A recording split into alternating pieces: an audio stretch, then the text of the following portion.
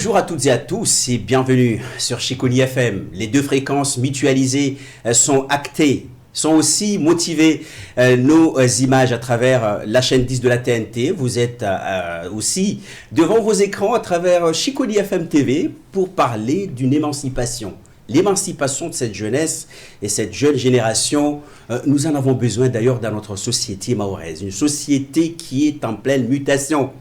Mutation pour tous. Voilà, donc pour résumer le mot, on revient ici au sein de Chiconi FM et nous avons nos invités qui sont parmi nous pour parler de cette jeune génération talentueuse. Et nous avons un jeune de Sada, il s'agit de Ayman Al-Hamid Laza. Bonjour monsieur.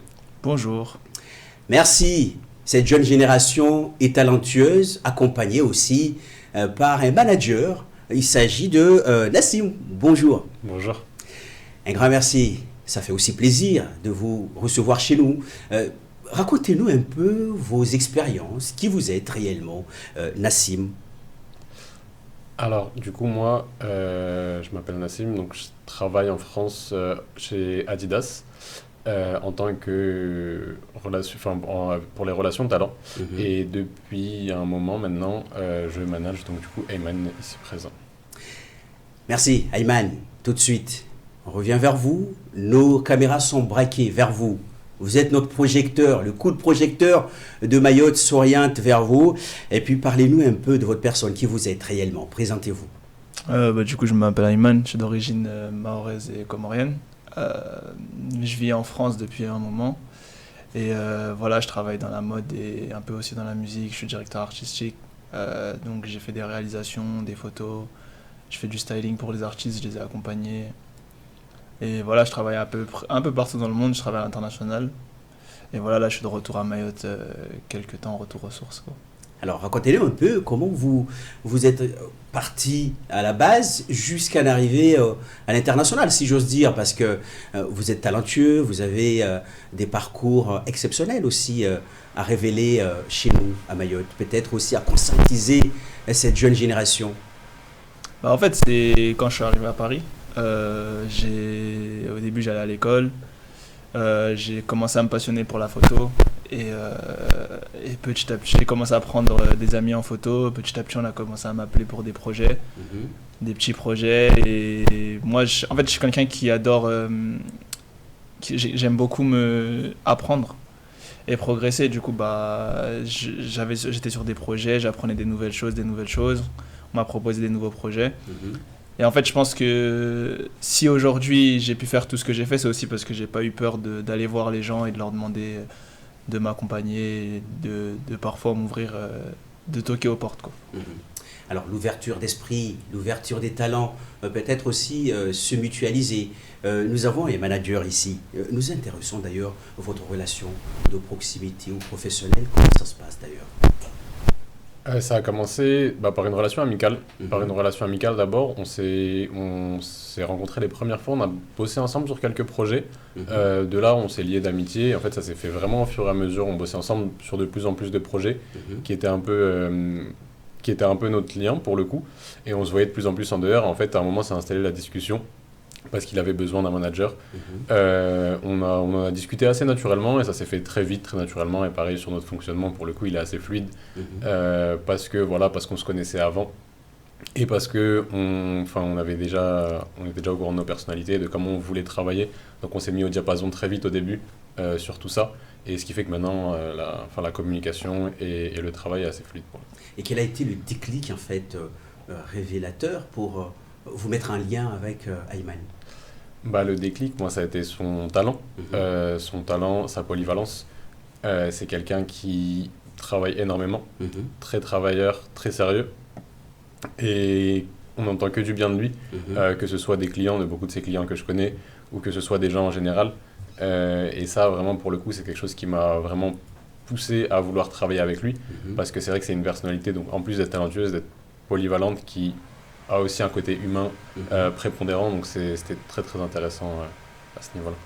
Merci. Alors la polyvalence pour vous, Ayman, vous vous êtes focalisé sur une thématique classique qu'on connaît ou ce sont des réalisations, des révélations nouvelles qui se sont révélées entre-temps? Non, moi du coup, comme je vous disais, au début je faisais de la photo. À un moment, je me suis dit que... En fait, j'avais mes idées qui étaient déjà, je trouve, assez différentes de ce que faisaient les autres. Du coup, j'ai commencé à vouloir mettre ça en vidéo aussi, j'ai commencé des vidéos.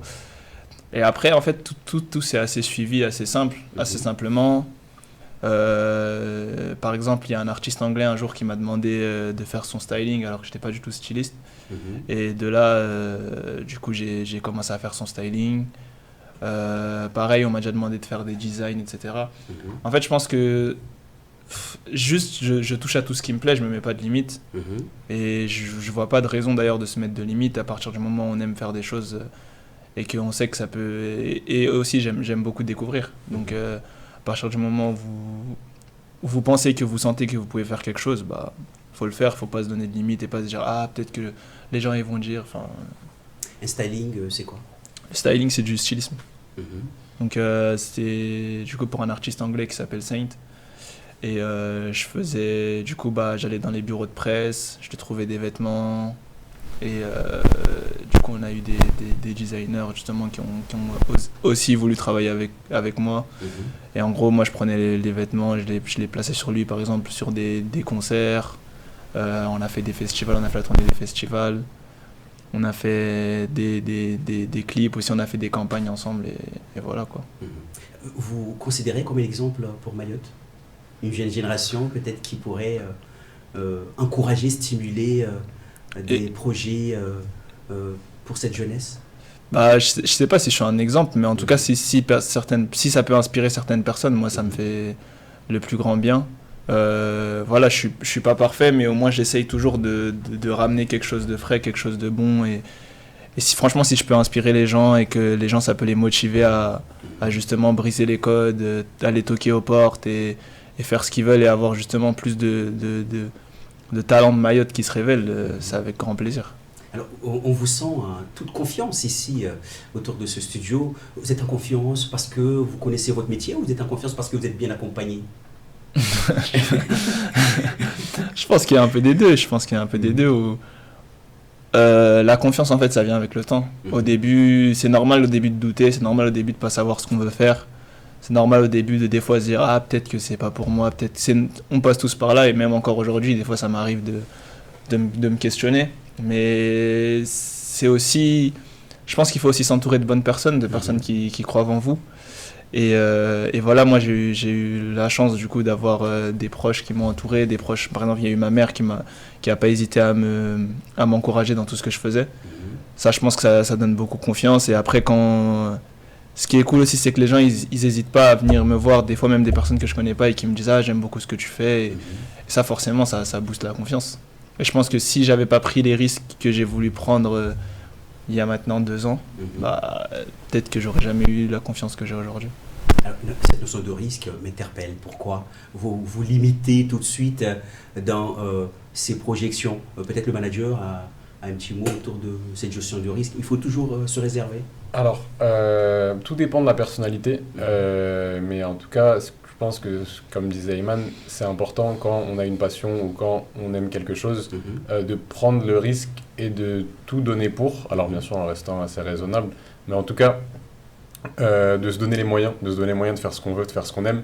Et je pense que c'est ce qui a payé aussi pour lui, c'est qu'en fait il a pris des risques pour en arriver là où il en est. Et je pense que c'est aussi un moteur dans son travail et que en fait au début, surtout quand on commence dans ce genre de domaine, c'est des milieux qui sont, je dirais pas difficiles d'accès, mais où il faut quand même avoir soit un certain bagage, soit une certaine envie. Et je pense que justement, cette prise de risque a fait qu'il a pu avoir le moteur nécessaire pour arriver là où il en est aujourd'hui. Merci. D'ailleurs, cette jeune génération en a besoin. Vous faites que du style, vous proposez que des styles, peut-être, vous êtes styliste vous?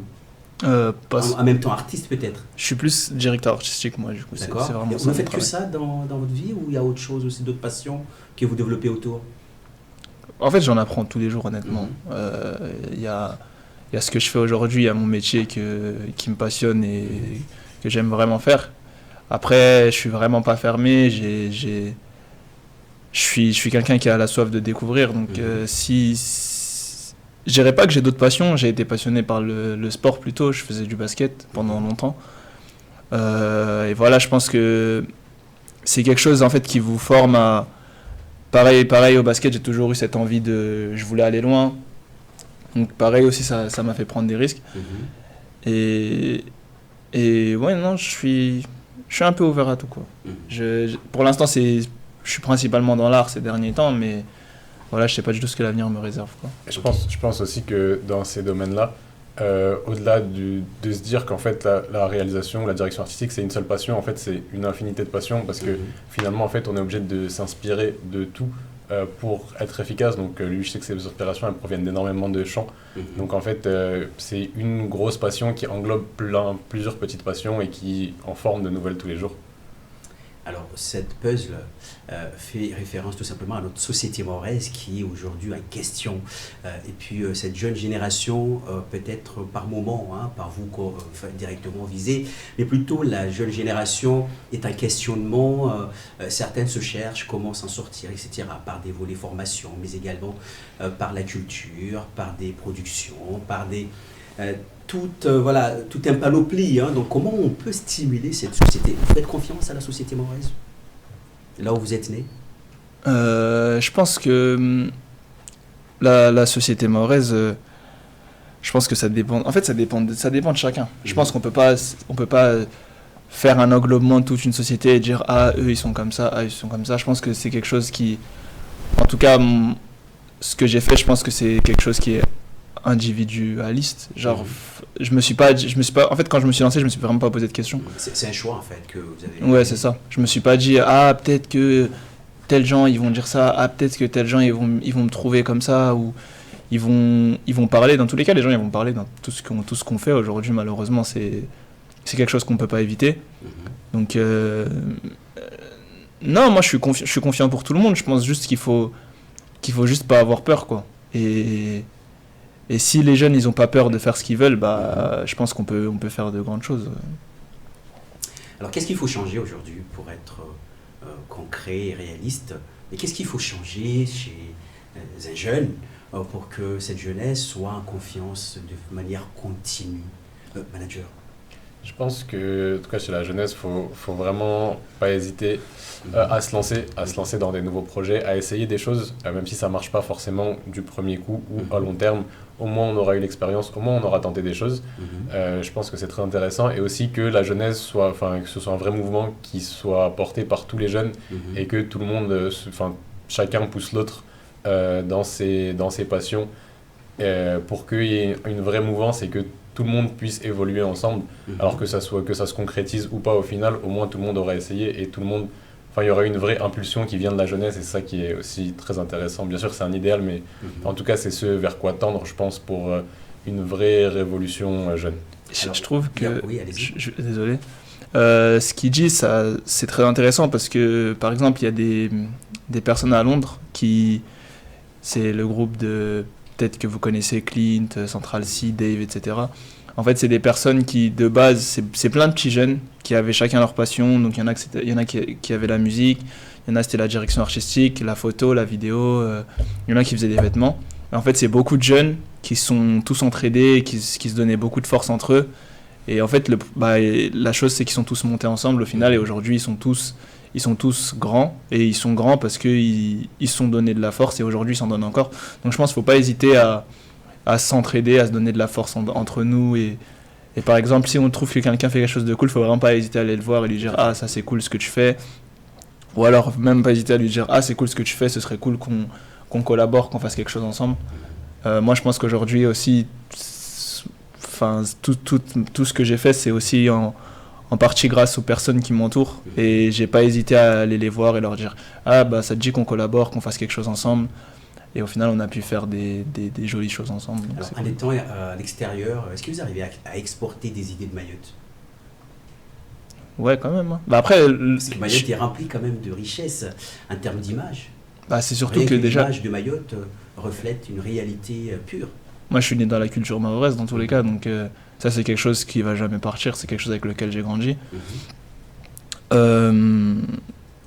Et voilà, aujourd'hui ça m'inspire encore parce que ma mère par exemple elle vit encore ici, donc quand je viens, je ressors avec encore un bagage supplémentaire. Chaque voyage, c'est une nouvelle expérience, c'est quelque chose qui nous fait grandir. Et en fait, juste voir les jeunes, voir les personnes qui se débrouillent, voir la simplicité des gens, en tout cas, c'est le sentiment que j'ai, mais j'ai l'impression que les gens ici, ils se prennent pas vraiment la tête. Ils sont assez simples. Et ça, c'est quelque chose que je trouve vraiment très beau comparé à la métropole, et c'est quelque chose que j'essaye de tirer dans mon travail. Donc, c'est avoir des très belles choses, mais toujours rester assez simple quand même. Vous nous rappelez tout à l'heure, pour la deuxième fois, votre attachement à votre maman. C'est une mère, hein, c'est une maman. Ouais. Elle vous manque de temps en temps? Bah ouais, normal. Bien sûr, elle me manque. Après, c'est sûr que c'est compliqué parce qu'on habite quand même à un peu l'opposé du monde. Donc c'est parfois compliqué. Mais malgré ça, elle me soutient toujours. On est assez connectés, on s'envoie des messages. Quand je fais quelque chose, j'hésite pas à lui envoyer « Ah tiens, regarde ce que j'ai fait », envoyer dans le groupe de ma... Parce qu'en fait, le truc, c'est que je suis seul à Paris, donc pareil, je suis pas avec mes sœurs aussi. Et j'hésite pas à leur envoyer ce que je fais, et eux aussi, ils suivent de très près. Donc ouais, c'est sûr qu'elle me manque, mais c'est aussi une source de motivation, et elle m'a toujours encouragé dans tout ce que j'ai fait. Même ce que je disais avant, je faisais du sport, elle m'a toujours encouragé dans le sport. Dans mes études, elle m'a encouragé, encore aujourd'hui, elle m'encourage. Donc ouais, non, c'est une motivation constante. Je ne peux que vous résumer comme étant une expérience d'une vie pour un jeune Mahorais, voilà, qui a peut-être réussi, mais qui va encore une fois réussir dans le temps. Alors, manager, le choix des métiers, est-ce qu'on est tout de suite lié quand on est, comme l'exemple de notre jeune Ayman ici? C'est-à-dire, pardon? Le choix des métiers, il a choisi d'être styliste, artiste, etc. Est-ce qu'on est tout de suite impliqué dans ce choix-là aussi, voilà.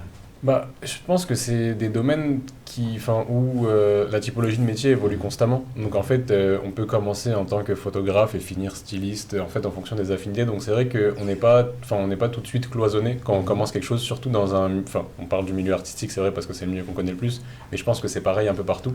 C'est qu'en fait, si c'est un domaine qui nous passionne globalement, on peut essayer plein de choses, parce que c'est vrai qu'on n'est pas forcément, que ce soit à l'école ou que ce soit en dehors, forcément éduqué à tous ces métiers-là. Donc on n'a pas conscience ou connaissance de tout ce qui existe dans ces domaines-là. Donc c'est important de commencer, de franchir le pas et de tâtonner après, voir ce qu'on aime, voir quel domaine on aime, quel domaine on n'aime pas. Ça se trouve, on va commencer dans la photo et finir en tant que styliste, parce que la photo, en fait, c'était pas forcément le plus adapté, mais qu'on aimait quand même le milieu. Donc je pense qu'il faut juste vraiment, vraiment franchir le pas. Et se lancer, essayer et voir en fait dans quel métier on se sent le plus à l'aise dans le milieu. Alors, le choix de votre vie professionnelle est passé certainement par le volet éducatif. Vous avez suivi une formation spécifique pour intégrer cette démarche? Non, vraiment pas. J'allais encore à l'école il y a peu. Je faisais de l'informatique, donc vraiment quelque chose qui n'a rien à voir. Mais après, je pense que il fallait pour moi aussi et pour mes parents que j'ai une sécurité. C'était important pour eux que j'aille au bout de ma formation.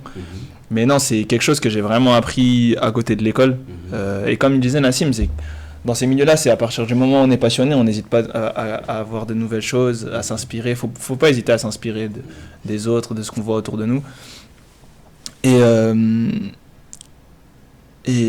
oui, voilà, genre, je ne pense pas qu'il faut se dire « Ah, bah, demain, je vais commencer et je serai styliste. Ah, demain, je vais commencer et je serai directeur artistique. » C'est quelque chose qui vient avec les expériences. Et par exemple, moi, je sais que c'est venu avec les expériences. Comme il disait Nassim, j'ai commencé avec de la photo. J'aurais jamais pensé qu'un jour, je ferais du stylisme. Et pareil, en fait, il y a beaucoup de projets sur lesquels je travaille où j'aurais vraiment jamais pensé faire ça. Et c'est ça qui est cool, c'est qu'en fait, il y a beaucoup de surprises. Et comme je vous le disais avant, je sais pas ce que l'avenir me réserve, donc je sais pas du tout ce que je ferai dans 3-4 ans, quoi. On est tous des artistes, nous, dans cette société. Oui. En fait, je pense que artiste, aujourd'hui, c'est quelque chose, c'est une étiquette qu'on met. Mais au final, quelque part, tout le monde l'est un peu. Et c'est, en fait, je pense que l'art, c'est quelque chose qu'il faut stimuler. Et par exemple, quelqu'un il peut être un très bon artiste en photo et être moins bon, par exemple, en vidéo. Et ça ne veut pas dire que c'est un mauvais artiste. C'est juste qu'on a les domaines vers lesquels on tend, vers lesquels on sera peut-être meilleur. Et en cherchant dans ce domaine, on va justement trouver encore d'autres domaines. Et en fait, c'est une palette qui est assez large. Donc oui, je pense qu'aujourd'hui, tout le monde peut être artiste s'il s'en donne les moyens. Et artiste, il ne faut vraiment pas se dire que c'est juste photographe, vidéaste. Il y a beaucoup de choses dans l'art. Et même aujourd'hui, il y a aussi de la production, il y a des gens qui font ça. Et ça reste quand même un milieu artistique, et c'est juste que par exemple c'est quelqu'un qui va gérer les comptes, etc. Mais au final ça reste aussi un artiste, donc je pense que oui, on est tous artistes au final. En vrai, tout est art quand c'est fait avec passion. Je pense qu'il faut vraiment pas se limiter à la vision de l'artiste, justement, que ce soit artiste plasticien ou photo, vidéo. Il faut vraiment tout aborder, en tout cas je pense tout ce qu'on fait avec passion, y mettre le cœur, et après ça deviendra forcément un art à un moment ou un autre. Merci de nous recevoir. Merci également à l'ensemble des téléspectateurs qui nous regardent en ce moment. Nous sommes avec cette jeunesse connectée, mais également talentueuse. Où est-ce qu'on pourrait visiter vos productions, vos réalisations à travers les réseaux peut-être, comme exemple? En vrai, c'est beaucoup plus Instagram. Moi, personnellement, mon Instagram, c'est 11e, c'est écrit ONZI 8ME. Et de toute façon aussi dans la barre de recherche, vous tapez Ayman Al-Hamid, vous allez directement trouver en général. Mais ouais, c'est là que je poste la plupart de mes productions, en tout cas pour l'instant. Alors comment dirais-je, la mutation vers cette nouvelle technologie peut aussi rendre nos artistes plus, encore une fois, responsables, monsieur le manager. Totalement. En fait, maintenant, en plus de l'art, il y a aussi l'image d'un artiste qui doit gérer lui-même ou faire appel donc, à un manager. Il y a des agences d'image aussi maintenant. Donc c'est vrai que maintenant, l'artiste doit avoir plusieurs casquettes pour se lancer, parce qu'il doit, en plus de promouvoir son art, se promouvoir lui-même, ou pas d'ailleurs, c'est des choix, c'est des partis pris.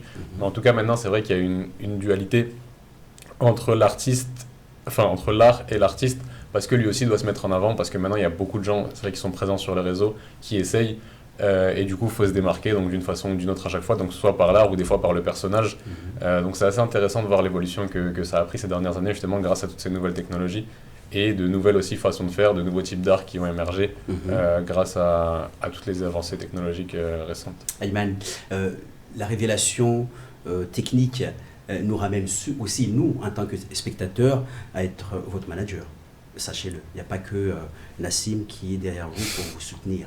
Cette jeunesse est aussi derrière vous pour vous soutenir, vous regarder tout ce que vous faites, attention. Donc il va falloir vous mettre un garde, parce que cette jeune génération connectée de Mayotte est aussi veille sur vous, veille sur ce que vous réalisez, parce que vous êtes un exemple. Merci. Et il faut tirer aussi les autres vers cette excellence. Vous visez quoi sur le long terme, ou à court terme, ou à moyen terme?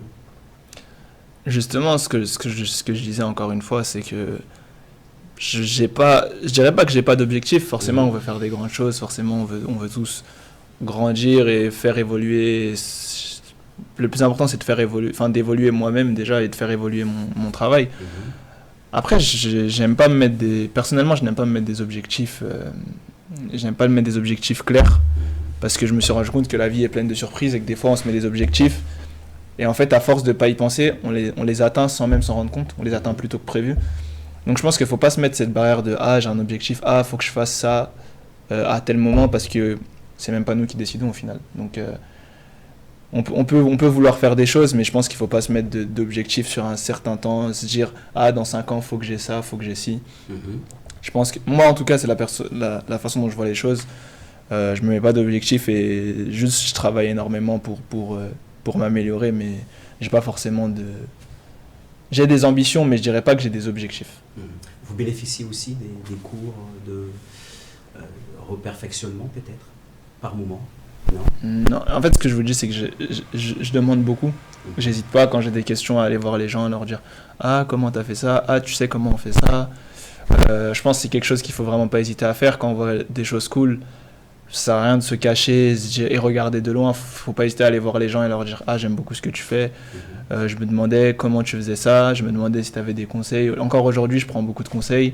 J'ai des grands qui sont dans ce milieu-là et qui m'aident beaucoup et et je sais sur qui je peux compter. Donc dès que j'ai un peu des questionnements, j'hésite pas à aller les voir et leur dire ce serait intéressant que tu m'expliques comment tu as fait ça. Ce serait intéressant que si toi, quand tu vois mon travail, qu'est-ce que tu me dirais d'améliorer. Et voilà, je pense que c'est comme ça qu'on avance. C'est aussi en demandant aussi le négatif et pas seulement se focus sur ce qu'on a fait de bien, quoi.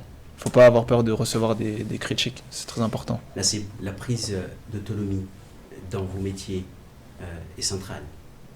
Forcément, maintenant, maintenant on est obligé d'être très autonome, surtout quand il y a beaucoup de clients, parce que maintenant c'est vrai que pour Ayman, entre autres, il y a de plus en plus de sollicitations.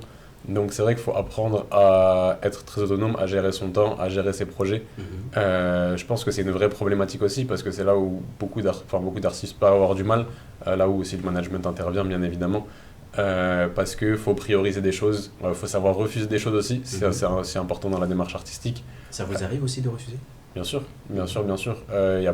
Peut y avoir plusieurs motifs, il peut y avoir plusieurs raisons pour le refus, et je pense que c'est important pour un artiste de refuser aussi, de temps en temps, pas pour le principe, mais plus pour rester fidèle à son art et à ce qu'il fait et à son identité, parce que c'est vrai qu'il peut y avoir des projets qui peuvent le dénaturer, où les gens veulent potentiellement juste le nom qui apparaît dessus.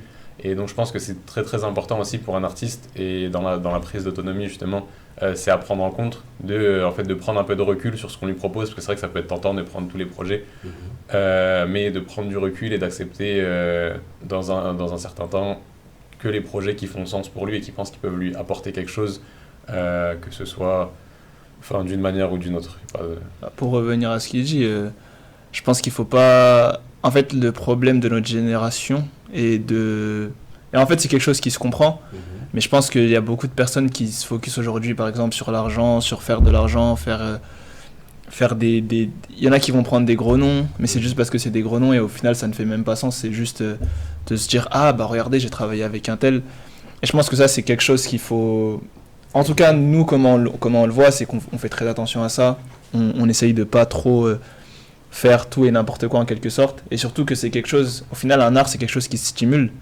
C'est comme si vous mangez tous les jours, au bout d'un moment vous allez dire j'ai plus faim parce que je mange trop, et je pense que parfois il faut savoir manger moins mais manger bien, donc se dire je vais prendre que ce projet là parce que je sais que quand je vais le faire à fond, et plutôt qu'aller prendre 1000 projets et au final faire 1000 projets à 30% alors qu'on pourrait en faire 10 à 100% chacun, quoi. Merci de votre passage ici à Chiconi FM. Nous tenons aussi à vous encourager. Merci de loin aussi, on est tout près de chez vous parce que nous sommes aussi connectés sur Insta, sur Facebook, YouTube, les plateformes qui sont mises à disposition du grand public. Nous sommes aussi derrière vous. D'ailleurs, on vous suit, mais en cachette. Que vous le sachiez. Voilà. Merci. Et puis, merci en tout cas, beaucoup. Bon retour. Et puis, on aura l'occasion certainement de nous connecter à distance. Parce que c'est aussi possible avec Chiconi FM de se mettre à distance et de discuter, de présenter un projet. Voilà, je serai ici, peut-être vous serez à Paris et on se mettra en mode connexion pour avec plaisir. passer en direct ici à Mayotte. Avec grand plaisir. Oui, peut-être un dernier message pour cette jeunesse mahoraise qui est toujours en demande. Il faut peut-être les mettre en confiance pour aussi suivre un exemple. Peu importe l'exemple. Je pense qu'il faut... Il y a beaucoup d'artistes aujourd'hui qui sont là où ils sont parce qu'ils ont pris des risques et parce qu'ils n'ont pas écouté forcément ce qu'on leur a dit. Je ne dis pas qu'il faut ne rien écouter, mais il faut savoir quand on vous donne un conseil, prendre ce qu'il y a de bon et aussi enlever ce qu'il y a de moins bon. Donc voilà, moi je dirais n'hésitez surtout pas à vous lancer, n'hésitez surtout pas s'il y a quelque chose qui vous passionne et que vous hésitiez parce que vous dites que les gens ils vont peut-être dire, faut pas se prendre la tête avec les gens, sinon on respire plus. Il faut juste faire ce qu'on aime et surtout se donner à fond et ne pas hésiter à solliciter les gens qui y a autour et ne pas hésiter à collaborer avec les personnes qui nous entourent et à donner de la force, ou à se donner de la force en tout cas mutuellement. Merci.